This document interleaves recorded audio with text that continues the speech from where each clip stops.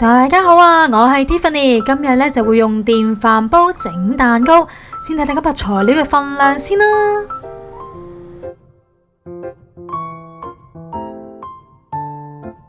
咁今次呢個蛋糕就會用到6隻雞蛋啦。咁我哋先將蛋黃同蛋白分開。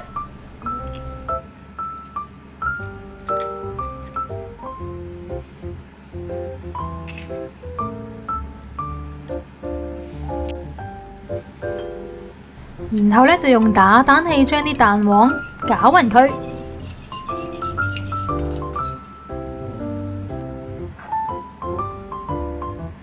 然後就加入鹽，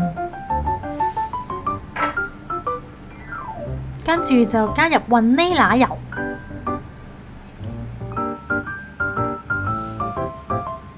然後再用打蛋器將佢攪勻佢。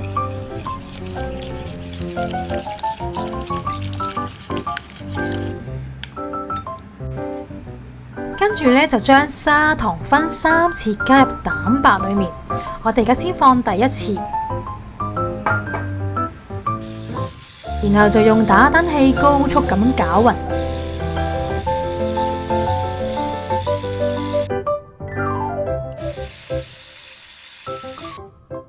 當見到大氣泡嘅時候就可以加入第2次嘅砂糖。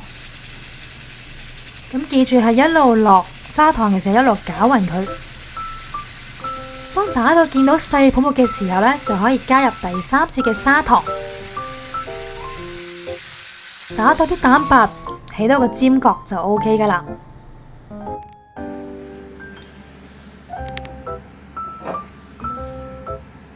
跟住就可以將頭先已經攪勻咗嘅蛋黃倒入去剛剛已經打起咗嘅蛋白裏面，然後用打蛋器將佢攪勻佢。用打蛋器打到佢完全混合就可以啦。跟住就預備一個格篩，將麵粉過1次格篩，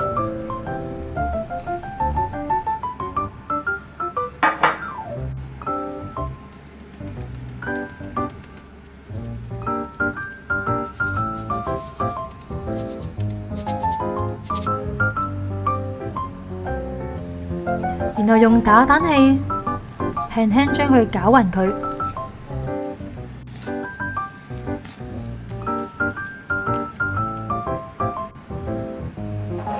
跟住就將牛奶倒入去食油裏面，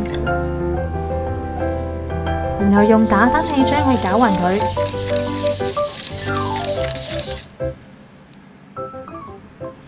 先滗起少少嘅蛋糕漿落去食油裏面，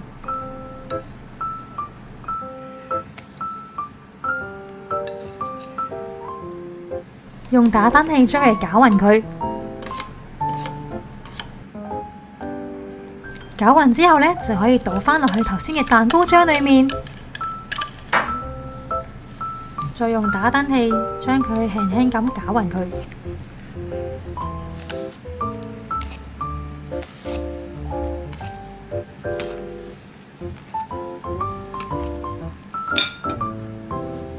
最後再用刮刀將佢輕輕攪勻佢，個用意就係避免油沉底。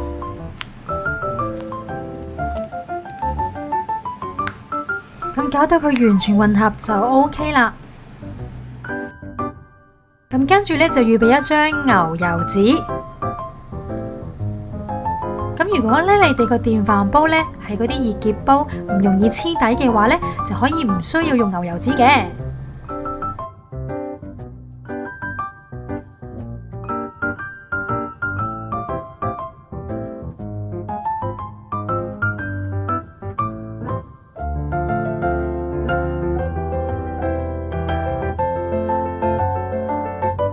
跟住就預備油掃，將啲油搽落去電飯煲底部，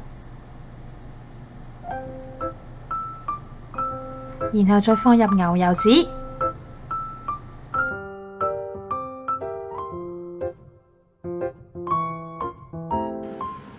跟住就將蛋糕漿倒入去電飯煲裏面。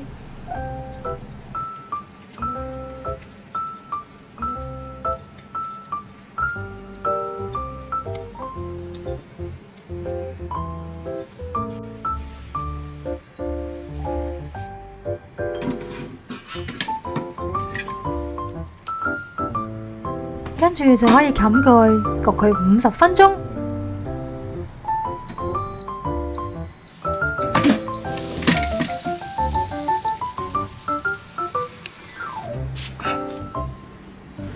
咁因為呢，我就用咗牛油紙啦，咁所以呢個底呢就冇咁靚啦。咁如果大家個電飯煲呢係易潔煲，唔容易黐底嘅話呢，就可以唔使用牛油紙嘅。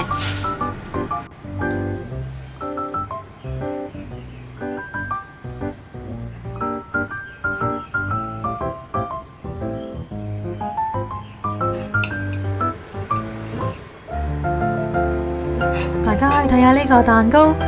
幾鬆軟，幾彈。今日同大家分享呢個電飯煲蛋糕就已經做好啦。如果大家中意我哋呢條片嘅話呢，就記得俾個 like 同埋訂閱我哋嘅 channel 啦。